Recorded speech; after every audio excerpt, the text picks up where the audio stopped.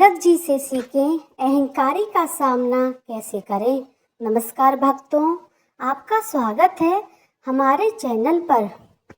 जब प्रभु श्री राम ने अंगद जी को दूत बनाकर भेजा था रावण के दरबार में, अंगद जी ने तोड़ा था रावण का अहंकार। हमारे सामने जब भी कोई अहंकारी व्यक्ति आ जाए तो उसका सामना कैसे करना चाहिए, यह बात हम बाली पुत्र अंगद जी से सीख सकते हैं। रामायण में सीता जी की खोज करते हुए प्रभु श्री राम अपनी वानर सेना के साथ लंका पहुंच गए थे। प्रभु श्री राम रावण से युद्ध टालना चाहते थे, इसके लिए उन्होंने एक अंतिम प्रयास और किया। प्रभु श्री राम ने अंगद जी को दूत बनाकर रावण के पास भेजा था ताकि रावण सीता जी को लौटा दे और युद्ध टल सके। लंका दरबार में अंगद जी ही पहुंचे तो एक वानर को देखकर रावण ने कहा कि तू कौन है।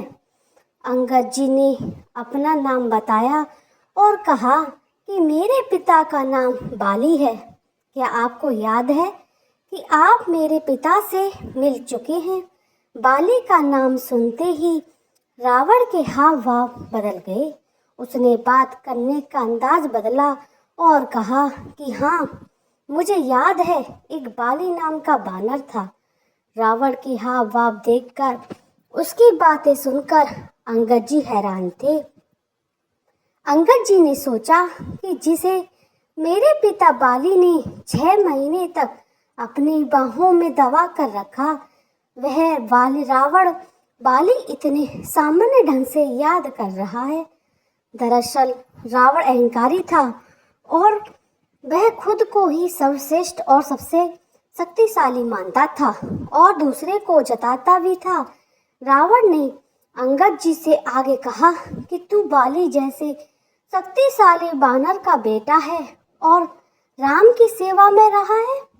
रावण ढोंग कर रहा था और झूठ पे झूठ बोल रहा था। रावण ने अंगद जी से पूछा, बता तेरे पिता कहाँ हैं आजकल।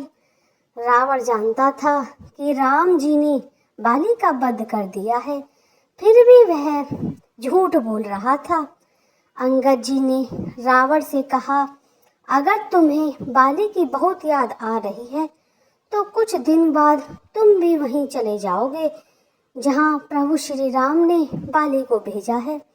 इसके बाद अंगद जी ने रावण के दरबार में घोषणा करा दी कि अगर किसी ने उसका पैर हिला दिया तो प्रभु श्री राम लौट जाएंगे और युद्ध नहीं करेंगे। इस घोषणा के बाद रावण के दरबार में सभी लोगों ने उनका पैर हिलाने की कोशिश की, लेकिन किसी को सफलता नहीं मिली। कोई भी उनका पैर हिला ना सका। रावण विद्वान और विश्व विजेता था, लेकिन अहंकार की वजह से रावण नाटक कर रहा था जैसे वह बाली को ठीक से नहीं जानता है। दूसरी ओर अंगद युवा था, लेकिन अपनी बुद्धिमानी से अंगद जी ने रावण का अहंकार तोड़ दिया। अंगद जी से सीखें यह बातें, अगर हमारे सामने कोई भी अहंकारी व्यक्ति आ जाए तो हमें तर्कों के साथ उसके सवालों का सटीक जवाब देना चाहिए। जब हम तर्कों के साथ सटीक जवाब देते हैं तो अहंकारी व्यक्ति हमारे सामने कुछ बोल नहीं पाता। तो भक्तों, कैसी लगी हमारी यह वीडियो कमेंट बॉक्स में करके ज़रूर बताएं और वीडियो को लाइक सब्सक्राइब करना ना भूलें।